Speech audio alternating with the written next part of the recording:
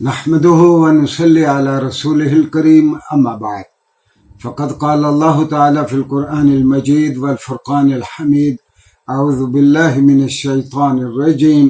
بسم الله الرحمن الرحيم وما آتاكم الرسول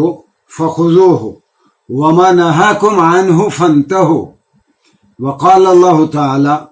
ومن يطع الرسول فقد أطاع الله وقال الله تعالى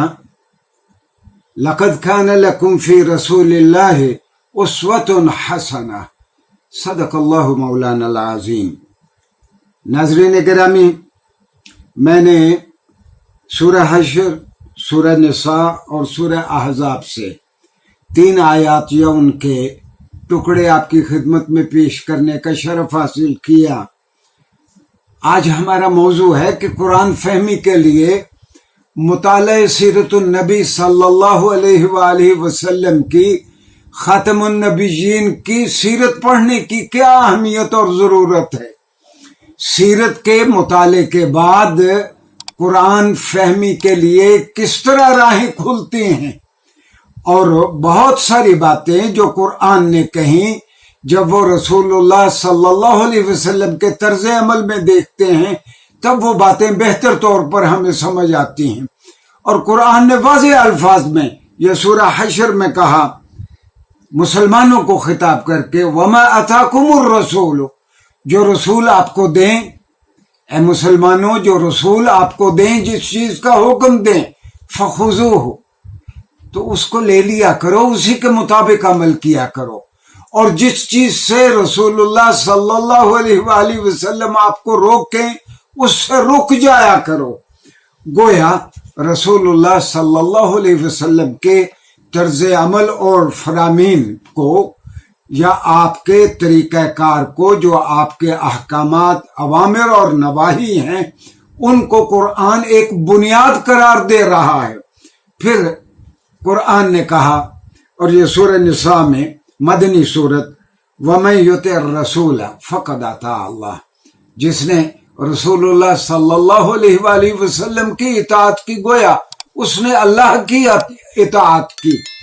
اور پھر قرآن نے کہا یہ سورہ احزاب سے کہ لَقَدْ كَانَ لَكُمْ فِي رَسُولِ اللَّهِ أُسْوَةٌ حَسَنَةٌ، مسلمانوں تمہارے لیے پیروی اور فالو کرنے کے لیے ایک ہی معیار ہے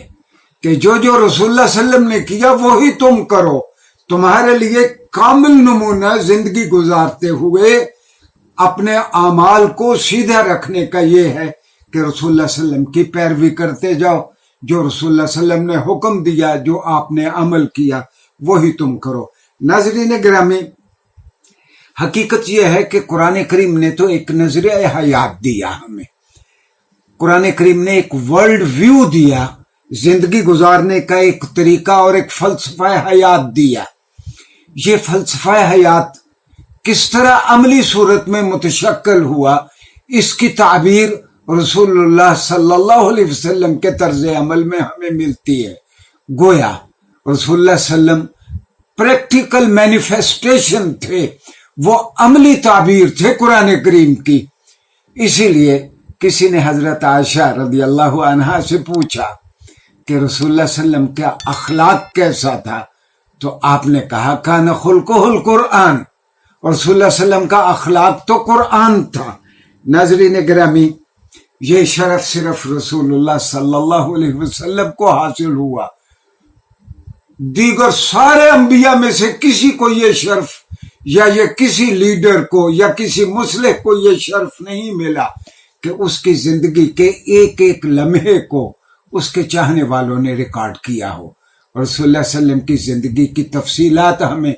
آثار کی صورت میں، حدیث کی صورت میں، سیرت کی کتابوں میں ہمیں وہ ساری تفصیلات ملتی ہیں۔ اور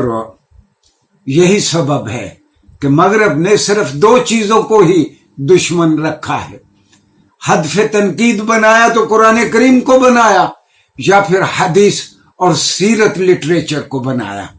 ہم نیکسٹ لیکچر میں جائزہ لیں گے کہ مغرب کی یہ کوشش